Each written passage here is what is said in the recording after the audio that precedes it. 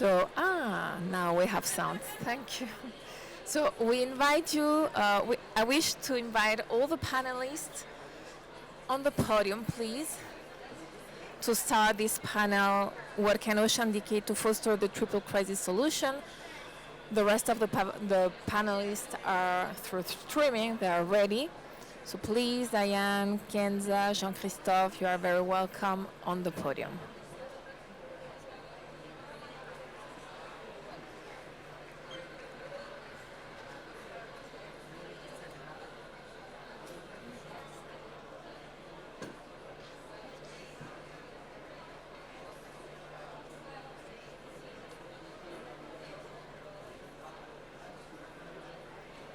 So I think we are just waiting for Ruth and Diane, but Diana, the EPCC vice chair, is in another panel, and she's just gonna finish and come back. So she asked us to start just to avoid to retard everything. So for the people that doesn't have CASC and doesn't hear me, please help me, Karen, giving them headphones, okay? So I'm going to sit here, to be near of you.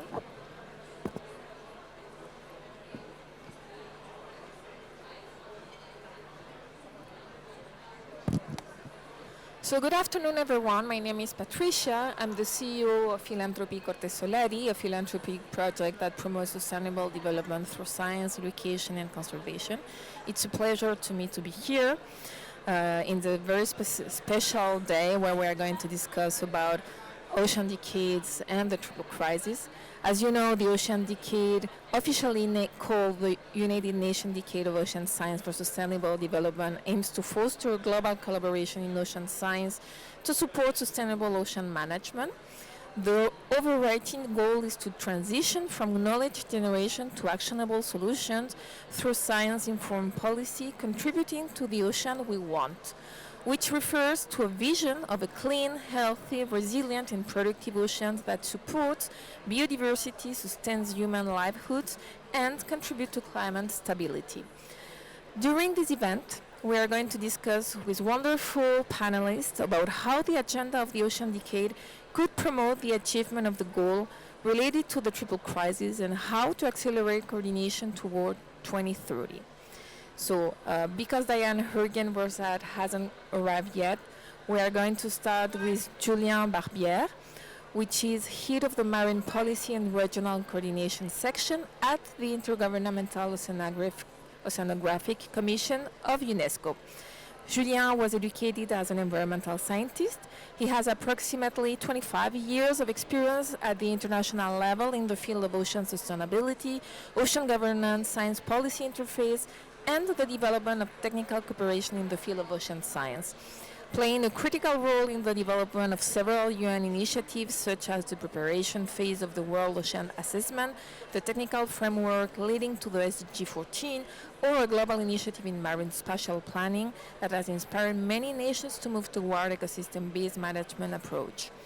Julien, thank you very much to be here with us through a remote participation. We are giving you the floor right now. Thank you, Patricia, and I hope you can hear me okay. We can hear you. Very good. Thank you for organizing this event and also for your leadership together with the Velux Foundation and the Mary Foundations in advocating and coalescing together to foster support for the Ocean Decade. As some of you may know, you are active members of the Ocean Decade Philanthropic Network that we established in 2020. But to the topic in particular, indeed, the decade is now a global movement for the last few years, which really aims to generate critical knowledge, to address critical knowledge gaps and delivering on those areas through convening diverse actors. And I think this is really the value proposition of the decade, is that we're working through transdisciplinary scientific approaches, but we're working with end users, we're working with governments, policymakers, decision makers, and industry who have to be part of that whole conversation and have to be engaging in this exercise of knowledge generation and delivering this knowledge for use That is really the main challenge, that the knowledge is disseminated and accessible to all relevant stakeholders, so that we can co-deliver solutions to address some of those major threats we have in the oceans, in those three areas: biodiversity, pollution, and climate change. So after 4 years of implementation, the movement is growing, and it's a coordinated movement with over 56 global international programs that have been established, over 400 projects working around those 10-decade challenges that were identified as really the core areas where we need to deliver together. They're working through a coordinated ecosystem with collaborative centers and institutions around the world who are taking leadership, but also working with governments and national decade committees who are translating and acting on those priorities in their national frameworks. So in the area of climate change in particular, I wanted to maybe highlight some areas where the decade is already generating, I think, important bodies of knowledge.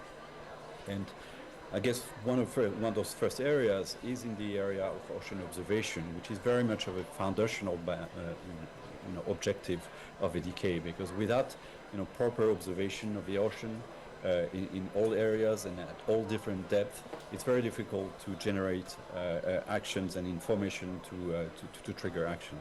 So the decade is focusing on many areas, looking at different type of parameters and really expanding our current knowledge in terms of observation systems. Another area is in the area of multiple stresses, in particular looking at cumulative impacts of warming of the oceans, deoxygenation, and ocean acidification.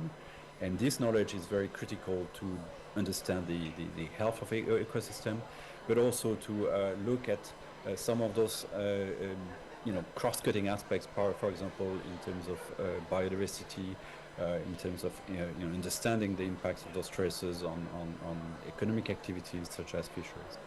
Another area where the decade is delivering is in the area of deep ocean, in particularly really increasing our knowledge, particularly related to biodiversity. And within that, there's a lot of focus also now emerging in really trying to understand and monitor biological response to disturbances, and of course including climate change.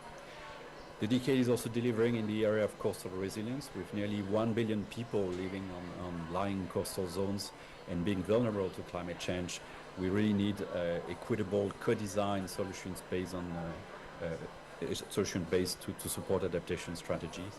And I think we have a few important programs that are working on that, as well as in the area of nature-based solutions, really looking at the capacity of coastal habitats, marine habitats to sequester carbon, and for that, of course, we need to protect those ecosystems, restore them, and again, science is an important part of this process. Just to highlight maybe some directions where the decade is going to go in the coming years, particularly in the topics of climate change, and this were really important discussions that took place a few months ago in Barcelona, when we had a chance to bring the whole decade community together in April to really look at where the decade needs to go in the coming years. And I think just a few areas of importance for the ocean climate nexus.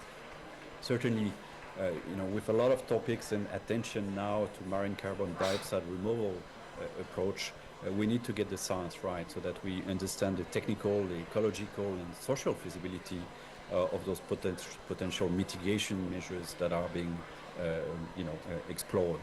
Another area is coming up with deep sea ecosystems vulnerability assessment, so that we can really enhance our predictive capacity on those ecosystems, and also trying to see how those services, ecosystem services, are going to change over time and are being impacted. So a focus there is quite important regarding vis-à-vis climate change, but also human impacts and new emerging economic activities that we have in the deep sea ecosystem. We also need to rapidly expand climate mitigation, including through marine renewable energy. And that also requires a better understanding in terms of the ecosystem capacity, the potential conflicts with other activities, and how we can find synergies, so that those mitigation measures can be upscaled. We also need to have a probably more stronger engagement of the private sector, also looking at sustainable and climate resilient ocean economy projects, so that we can integrate environmental conservation with socioeconomic benefits for local communities. So those are some of the areas where the decade will be focusing, and we will be using the whole ecosystem of a decade through the national, the regional, and the global frameworks to generate specific actions in those areas. And I think when we do that, we still need to look also at some of the enabling environment we need to build around the decade to make those actions really impactful, but also feasible. And for that, we need to look at financing, of course, and really targeting, expanding, and sustaining financing for ocean science.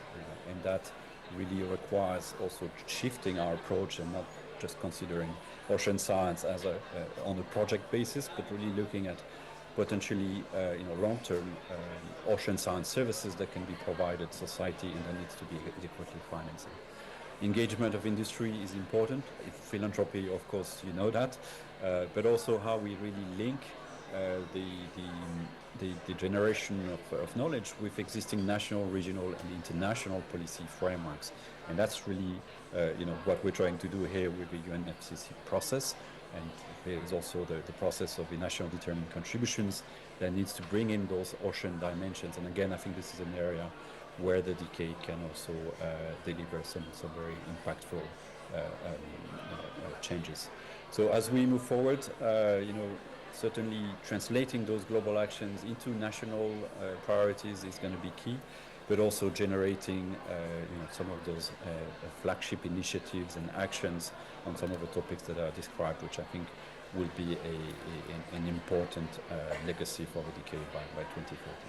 So with this, I'll stop and pass over to you back, Patricia. Thank you. Thank you very much. Paramount, and a show of strength is needed to course correct and deliver the global goals that the world has agreed upon. As UN Secretary General Special Envoy for the Ocean, Peter Thompson, urged, it's essential to bring it all together on the ocean's behalf so that actions proceed with cohesion and pace.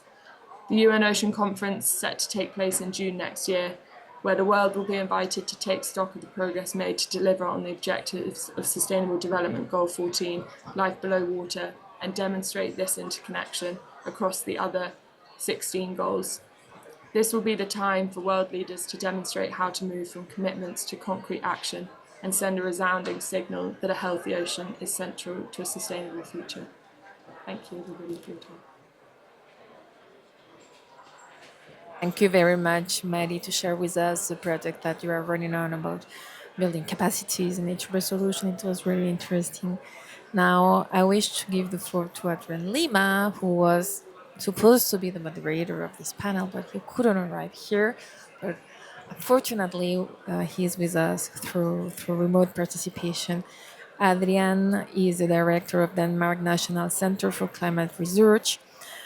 Based in Copenhagen, Denmark, at the Danish Meteorological Institute. He has many years of experience in bringing knowledge and policy and translate climate science into public awareness, policy making, and practical application.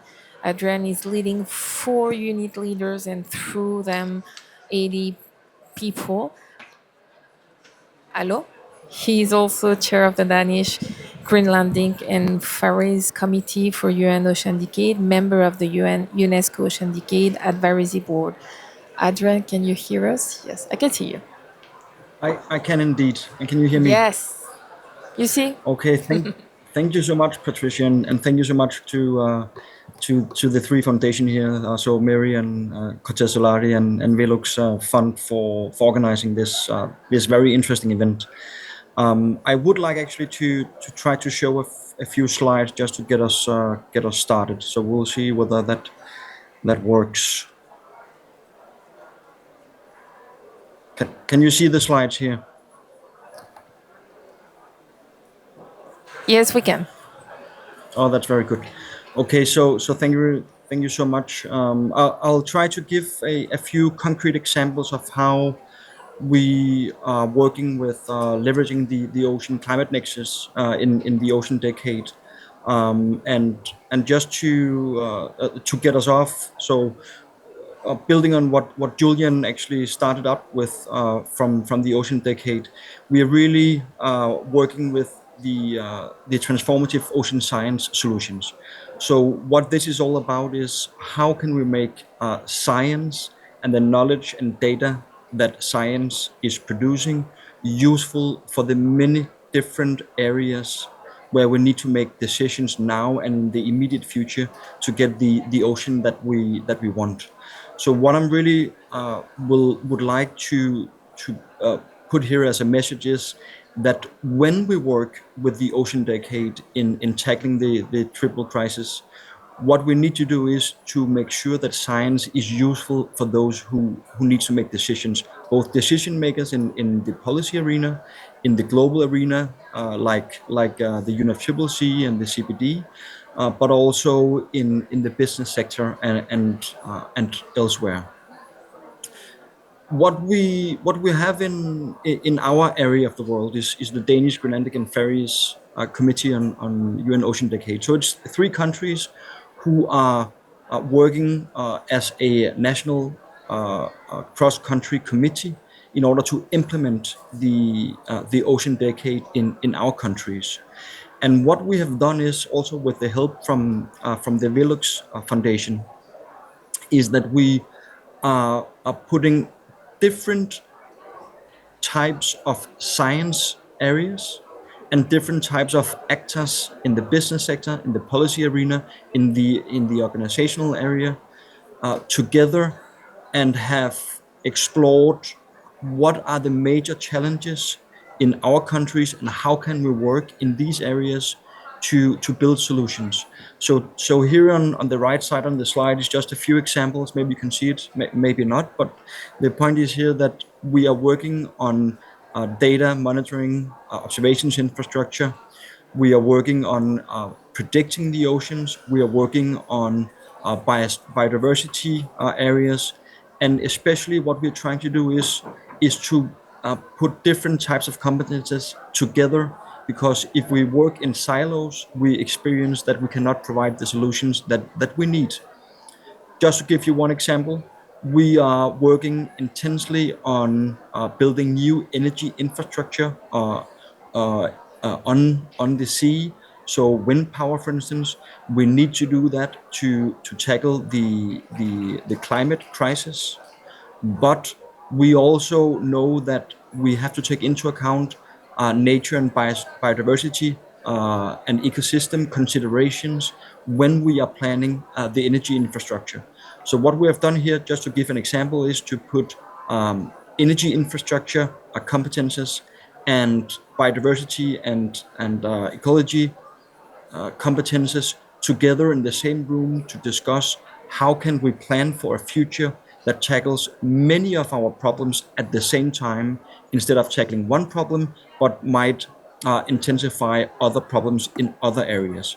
So this is really at heart in the Ocean Decade thinking. How can we provide transformative solutions that work for the ocean as a whole, and not only for single problems? One other example is in a Danish setting. We are building from the climate information through the International Intergovernmental Panel on Climate Change, the IPCC, from the climate information at a global level. How can we utilize that information to be used at a local level to inform policymakers and local citizens around the coasts? So one example here is we have developed the storm surge events. Just released yesterday the new information that what we normally determine as a 100-year event and storm surge event that hits the Danish coasts statistically once every 100 years. With the current climate policy, how will that affect the Danish coast in the future? And the answer here is that roughly every third year in the end of this century, we will have the same type of storm surge that we now have every 100 years. So in other words, we do know that coastal erosions, communities, cities, the whole ecosystems around the coast in the Danish setting, as an example here, is going to be hit hard by climate change. With this new information, we can assist different types of actors to plan ahead, not only build dikes, but also utilize this information for instance, nature-based solutions and ecosystem restorations to protect both citizens and coasts, but also protect the ecosystems at a large. And as an endorsed Ocean Decade action, we are developing from the same type of information new marine indicators on temperature, marine heat waves, salinity, eelgrass, and other ecosystem oriented indicators for the world to use. A third example here is in the Arctic, especially around Greenland, but in the Arctic more specifically, we had a workshop, scientific workshop in the beginning of October this year, looking at the Ocean Decade challenges, trying to translate how are these challenges specifically of interest in an Arctic setting, and using a few days to discuss how we can work with that into transformative solutions. Just to give a few examples here, the health of ecosystems and natural habitats, including marine resources and livelihoods for communities in and around Greenland, is an area of huge importance where the ocean climate nexus comes into play. This example is, for instance, when we have glaciers today that are marine terminating. That means that the glaciers have a river flow that ends in the sea and has a certain type of nutrient release in the oceans, which makes fisheries and other ecosystems develop in certain ways that the communities can live from. But when these marine terminating glaciers are retreating and terminating on land instead, you have a loss of these ecosystems, which also influence the communities that live from these ecosystems. So working with the ocean, with the ecosystems and climate in as integrated areas is something which is of huge importance also for Arctic communities. And finally, I would like to highlight a workshop we had at the end of October this year, also so very recently, on how we can work with the Ocean Climate Nexus in the Intergovernmental Panel for Climate Change, and how can we leverage that information going forward for the use of the different sectors and communities that use climate and ocean information in their daily lives or decisions.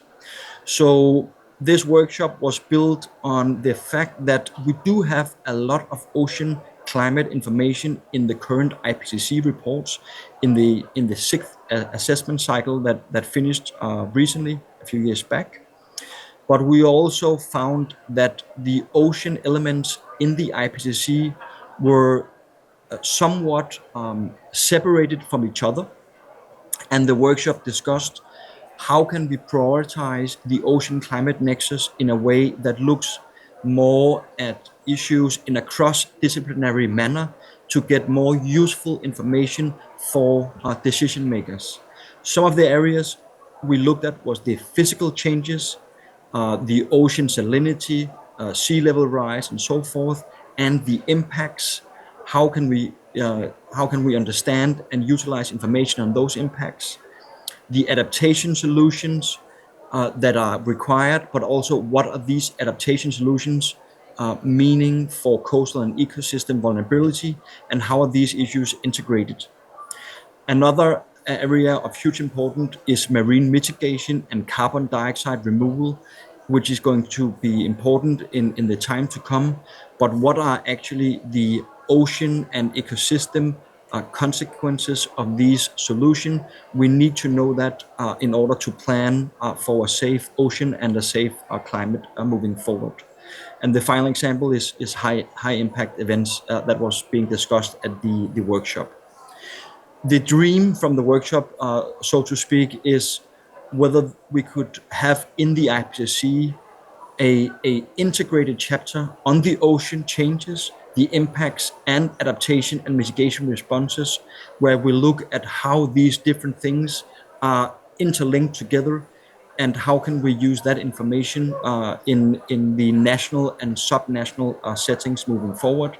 This is something which has not been done before, ocean integrated chapters in the IPCC reports, but there are scoping meetings in next month from the IPCC, and we do hope that this will be a discussion moving forward, and many of the listeners here can provide probably help this discussion moving forward. And with that, I would like to thank you all and thank you very much for the invitation, and looking forward to the rest of the presentations. Thank you very much, Adrian, for this great presentation. Really, it was really interesting. Yes, just we have here Diane. I don't want to make any mistake with your family name. So wait a minute, I just want to pronounce properly. Diane Urgen Warsats, one of the new EPCC vice chairs. She just arrived and she obviously listened what you say about those proposals, about the new report. I think I really agree with you, and we certainly have the opportunity to discuss after. Mr. Moxit is also here, so he also listen about your intervention. Now we are going to give the floor to Kenza Kalafi, the Regional Vice Chair for North and Co-Chair of Youth Engagement in Intergenerational Partnership Mohamed Sis Foundation. Kenza belong to this non-profit organization based in Morocco that take action by raising public awareness and education on sustainable development, especially among the youth. The past 10 years, she has been working closely with the Ministry of Education of Morocco on developing EST projects and programs, on accelerating local level actions to make progress toward the 17 Sustainable Development Goals, and on empowering and mobilizing youth from preschool to university. She also worked to reinforce cooperation with United Nations Agency, international and national organizations, and the Hassan II International Center for Environmental Training, the academic branch of the foundation, launched in 2019 in the area of environmental education, biodiversity, action for climate empowerment, and ocean literacy. Kenza is member of the Climate Change Competence Center of Morocco, a national platform for dialogue and capacity building for the various actors, and a hub for climate change. Kenza, we give you the floor. You are very welcome. Thank you very much, Patricia. Good afternoon, everyone. Allow me to use some notes. I just landed 2 hours ago, so this is why I will be reading some notes. So allow me to do that. So good afternoon, everyone. Thank you very much for the organizer of inviting the Mohammed Sis Foundation for Environmental Protection. And today I would like to underscore one of the key aspects of the side event today. It is the critical role of the ocean decade in promoting ocean literacy and raising awareness, which is essential for fostering long-lasting policy support. So raising awareness on education for sustainable development is really one of the core missions of the Mohammed Sis Foundation for Environmental Protection. And Africa is central focus on our effort on ocean literacy, especially to contribute to both challenges of the ocean decade 9 and 10. At last year's third foundation dialogue in Monaco, Her Royal Highness Princess Lala Hasna, the president of the Mohammed Sis Foundation for Environmental Protection and the patron of the Ocean Decade Alliance, emphasized the urgency of our mission. She stated, "We must act resolutely and quickly to protect our Atlantic and Indian Ocean coastlines from rising sea levels and pollution. This call action resonates profoundly with all nations along the African continent. continent. The Mohammed's Foundation for Environmental Protection is deeply committed to develop ocean literacy programs on African continent. Recently, we partnered to organize with our Ministry of Fisheries in collaboration with United Nations Ocean Envoy team the Africa consultation in preparation of Nice upcoming third United Nations conference, and the foundation as used to empower and amplify the voices of youth students engaged more than 700 students, leading to impactful recommendation that has been read during this consultation with more than 30 African countries around the table. Additionally, I'm excited to announce that the Foundation and its partners early this month launched a three-step training program on ocean science across Africa, and we are really interested to work with you. Fisheries Research and ECOP Africa Node. Our goal of this program is to involve it to annual frequency. The pilot consists of three steps, as I said. The first one will be a training in our center, academic center, Hassan II International Center for Environmental Training. Second step, laboratory internships in different sites across Morocco, and finally we hope to do excursion and oceanic expeditions around the Atlantic and Mediterranean Sea. To give you some example of the targeted fields of these building capacities, we will work on marine biological diversity and sustainable fishery and aquaculture. This initiative is not the first of its kind. For nearly 24 years, the Mohammed VI Foundation for Environmental Protection has a lead on ocean literacy. We have spearheaded ocean protection initiatives, projects such as Clean Beaches, Blue Flag, the Lala Hasna Trophies for Sustainable Coastline, and the Sea Without Plastic for more raising awareness campaign at national level.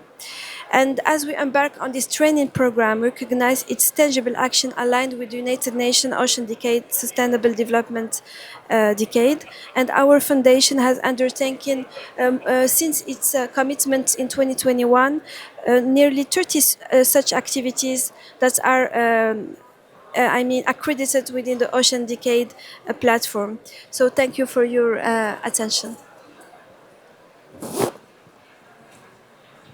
Thank you very much, Kenza, for everything that you are doing from your foundation and to be part also of the networking of the Ocean Decay.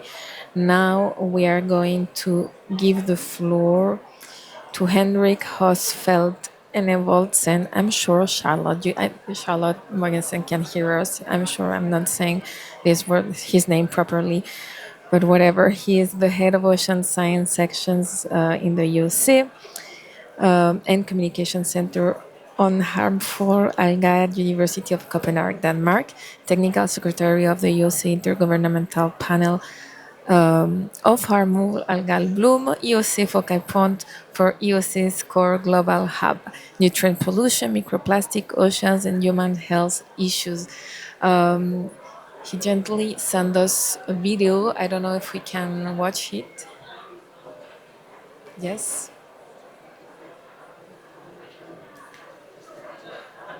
Meanwhile, we have the video. I just want to thank again the Velux Foundation and the University Côte d'Azur to have organized together this event with us.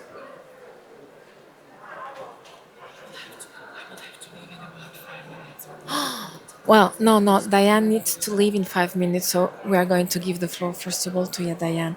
So Diane is the new vice chair one of the new vice chair of the EPCC. She was elected in July 2023 in the sixth assessment cycle. She's professor at the Department of Environmental Science and Policy at the Central European University. She holds a PhD from the University of California, Berkeley. She served as the acting head of department at CEU in 2002 and 2003 and directed the PhD program in 2003-2004. Diana was coordinating lead author in two assessment reports of the IPCC. She served on the United Nations Scientific Expert Group on Climate Change and led the building-related work in the Global Energy Assessment. Thank you very much, Diane. We know that you are running. I just give you. Yes, this is working. Thank you very much. And apologies that I have to juggle several events where I'm speaking and I need to go to another one and coming from one on SDGs. But this is a tremendously important event, and there has been a lot of really excellent points already made, so I don't want to reiterate too many of them. I want to perhaps complement many of the points that Danielle has already very eloquently made, why oceans are tremendously important from the context of climate change. So, of course, one testament to that is our special report that we dedicated in the previous cycle. We have a special report on oceans and the cryosphere. Maybe it was already presented, not yet. Okay. So, but even that we already dedicated a major special report to that, and with a lot of support from the Mary Foundation. The issue is that, as already Dania very well argued, that since then both the science has advanced a lot, and also climate change has already advancing many of the areas related to the ocean. So we are now recognizing even more interactions between other areas and oceans. So even though we will not have the luxury to be able to do another special report either in this cycle and maybe for a few cycles yet to focus one again on oceans, but it is a very important initiative that that there is a pre-scoping related to oceans, and potentially we will see, of course, what happens during the scoping process. But if there is a stronger coordination among not only the different chapters in the different working groups related to oceans, but truly among the different working groups. Because just name a few, or some of them were already mentioned by Danielle, but identify a few more.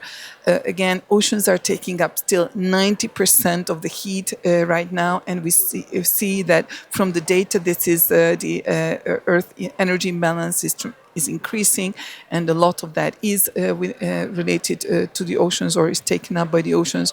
Also, oceans are extremely important potentially for carbon dioxide removal. There's a lot more work on that, which was already mentioned. Also, oceans could potentially play a role related also to the newly emerging lot of work or research related to solar radiation modification, whether and that context oceans are important. There is also, oceans are also tremendously important for food security. Currently, they provide a very important share of our food, but we know that fish stocks are very much in the decline, and there we have strong interactions not only with climate change, but even climate change and together with other development objectives are very strongly interlinked, and we cannot treat this just in a silo. So we need to go out to the other areas as well.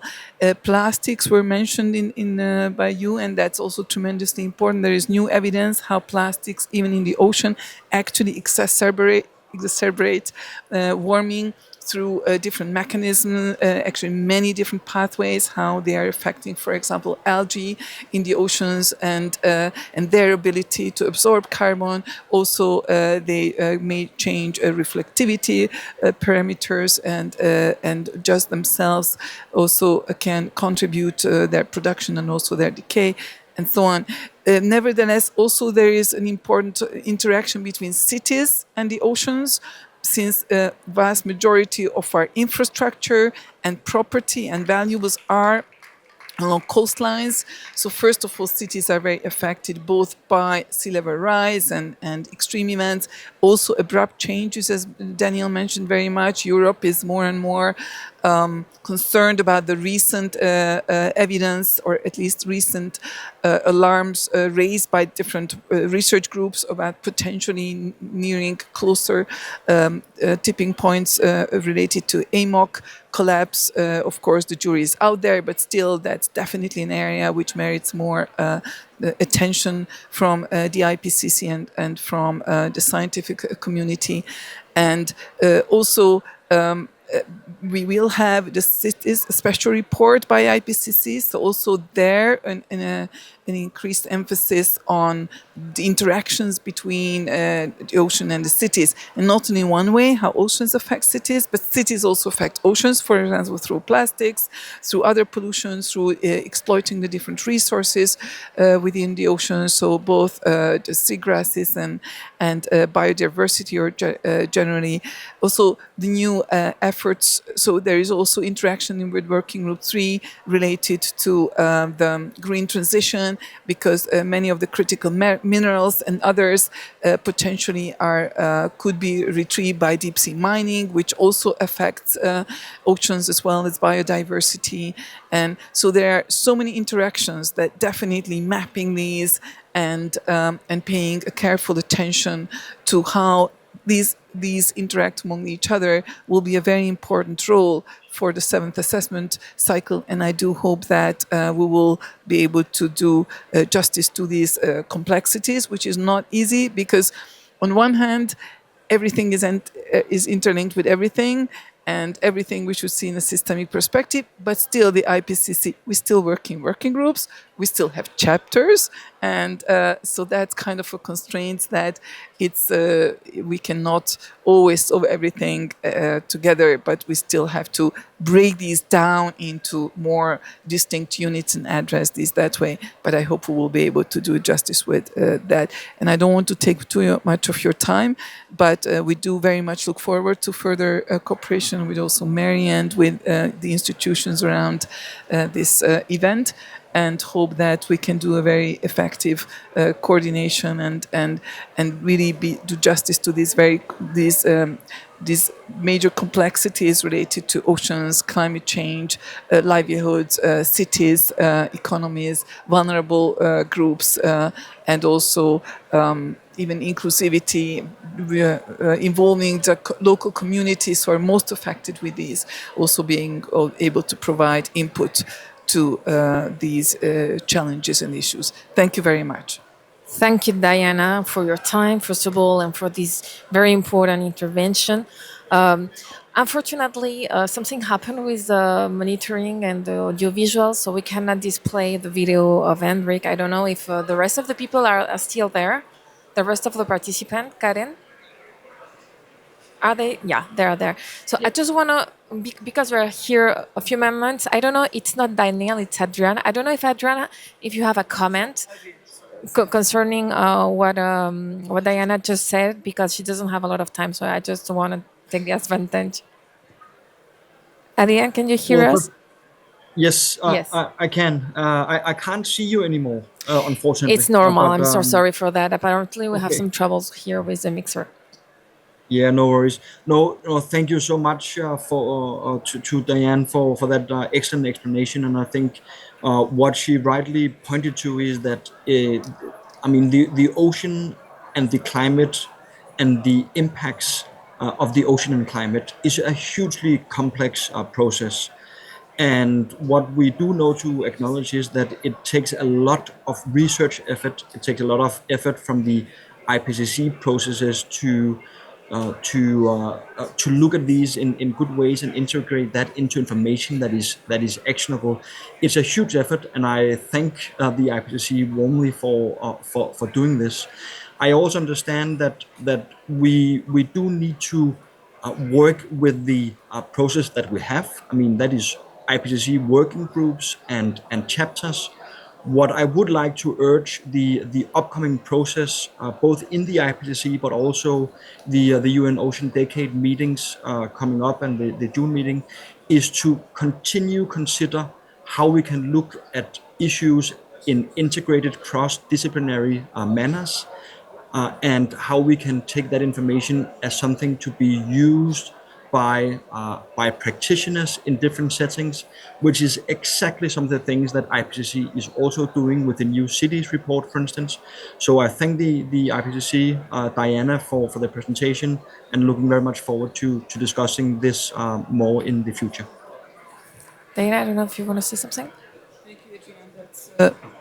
Thank you, Adrian. Sorry, my mic wasn't properly on.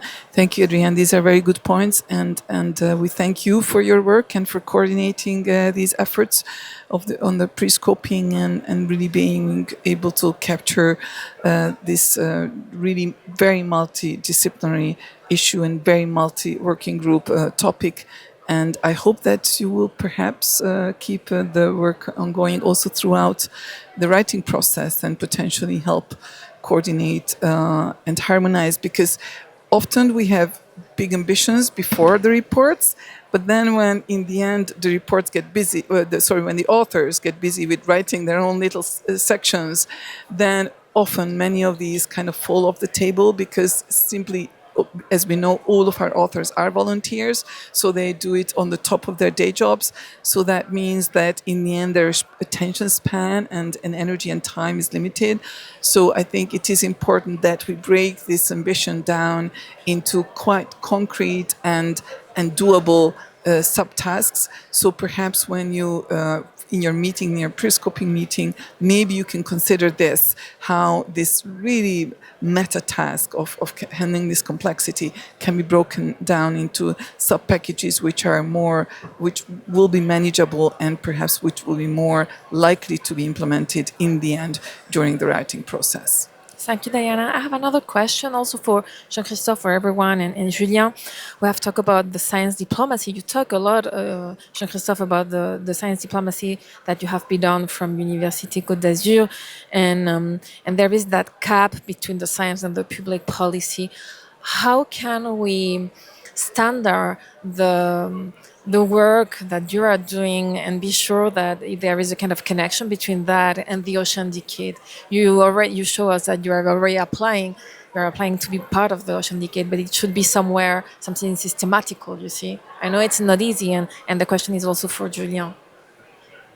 I can start if you want. So, of course, we, let's say, do our best in order now to implement a kind of strategy of science diplomacy, let's say. And so we try to involve our academic community in the sites, the governance sites, and the decision making, let's say,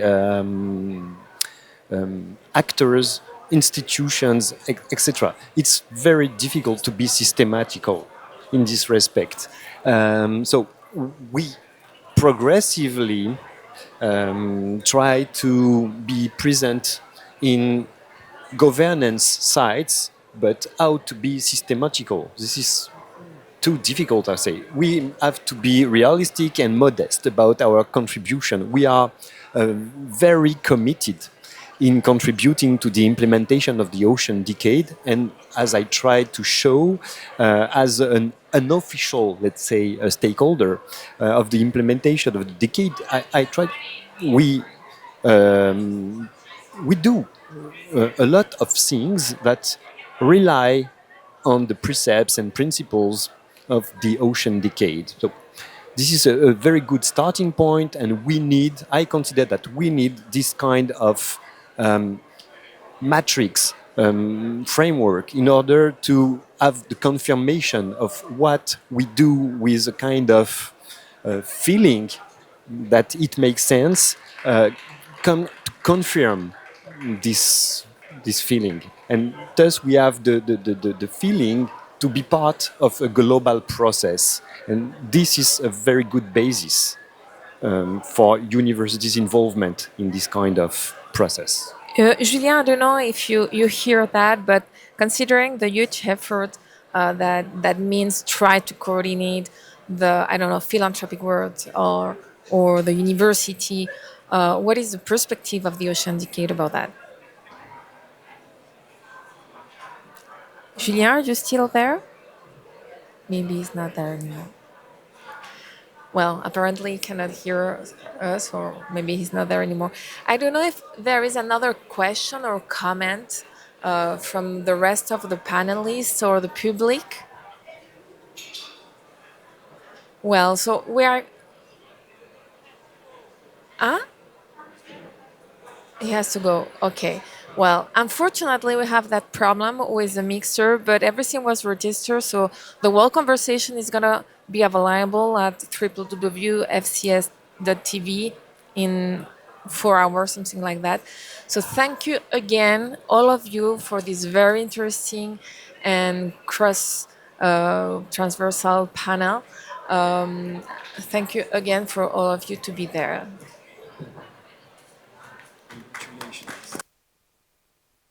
Thank you so much. Thank you. Bye-bye. Thank you.